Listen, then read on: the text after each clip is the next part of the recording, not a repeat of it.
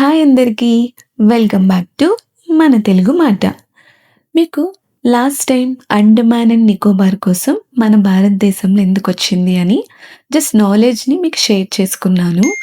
ఇప్పుడు నేను అండమాన్, నికోబార్ రీసెంట్‌గా విజిట్ చేశాను. దానికోసమే మీకు ఆ ఎక్స్‌పీరియన్స్ పార్ట్ 2లో షేర్ చేసుకోవాలని అనుకుంటున్నాను. మెయిన్‌లీ అండమాన్ కన్నా నికోబార్ ఐలాండ్స్ దూరంగా ఉంటాయి. ఎక్కువగా పరిశోధించబడలేదు కూడా. ఇక్కడ నివసించే నికోబారిస్ తెగకు ప్రత్యేకమైన సంస్కృతి, భాషలు ఉన్నాయి. ప్రవేశాన్ని ఇక్కడ ఈ విజిటింగ్ అనేది గవర్నమెంట్ కఠినంగా నియంత్రించి వారి జీవన శైలిని కాపాడుతుంది. 2014లో ఇండోనేషియా సమీపంలో జరిగిన భారీ భూకంపం తర్వాత సునామీ నికోబార్ దీవులను తాకింది. వేలాది ప్రాణాలు కోల్పోయారు. కొన్ని దీవులు భౌగోళికంగా కొన్ని మీటర్ల దూరంలో మారిపోయాయి. ఈ సంఘటన ప్రకృతి దృశ్యాన్ని మరియు జీవితాలను శాశ్వతంగా మార్చింది. ఈ దీవులు ఇండో బర్మా బయోడైవర్సిటీ హాట్స్పాట్లో భాగం. ఇక్కడ డుగాంగ్స్, సాల్ట్ వాటర్ క్రొకొడైల్స్, మెగాపోడ్స్ మరియు ఇక్కడ 270 కంటే ఎక్కువ పక్షి జాతులు ఉన్నాయి. చాలా జాతులు భారతదేశంలో ప్రత్యేకంగా ఇక్కడే కనిపిస్తాయి.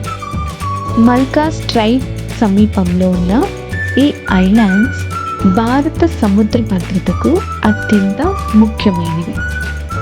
క్యాంబెల్, బెలో, ఐఎన్ఎస్ బార్జ్ వంటి నౌకాదళ కేంద్రాలను ఏర్పాటు చేసి సముద్ర మార్గాల రక్షణను బలపరిచింది. ఇక్కడ పోర్ట్ బ్లేయర్ రాజధానిగా పనిచేస్తుంది. ఇది యూనియన్ టెరిటరీ. లెఫ్టినెంట్ గవర్నర్ ఆధ్వర్యంలో ఉంటుంది. ముఖ్యమంత్రి ఇక్కడ ఉండరు. ఇక్కడ హిందీ, తమిళం, తెలుగు, బెంగాలీ, నికోబారిస్ భాషలు మాట్లాడతారు. కానీ ఎక్కువగా బెంగాలీ అండ్ హిందీ మాట్లాడతారు. ఈ ఐలాండ్స్ అన్నిటిలో 2018లో కొన్ని ఐలాండ్స్ని భారత స్వాతంత్ర సమరయోధుల పేర్లతో మార్చారు.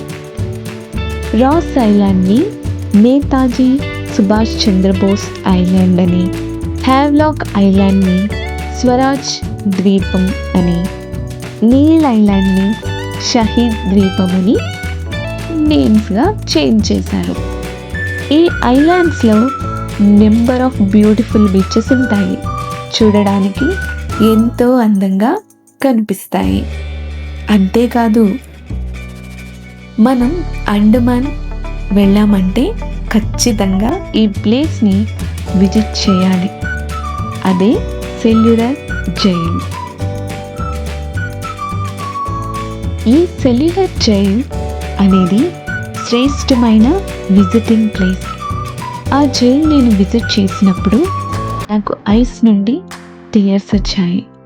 ఎందుకంటే అవి ఎంతో భయంకరంగా, no ventilation, full of dark rooms, చిన్న చిన్న రూమ్స్ చూస్తుంటే చాలా భయం వేసింది నాకు. ఇలాంటి ప్లేస్లోన మన ఫ్రీడమ్ ఫైటర్స్ని బంధించింది అని ఒక బాధ కలిగింది. అండమాన్ నికోబార్ కేవలం పర్యటన స్థలం మాత్రమే కాదు. ఇది తెగల వారసత్వం, ప్రత్యేకమైన వన్యజీవి చరిత్ర, భారత సముద్ర భద్రతకు ఒక రత్నం.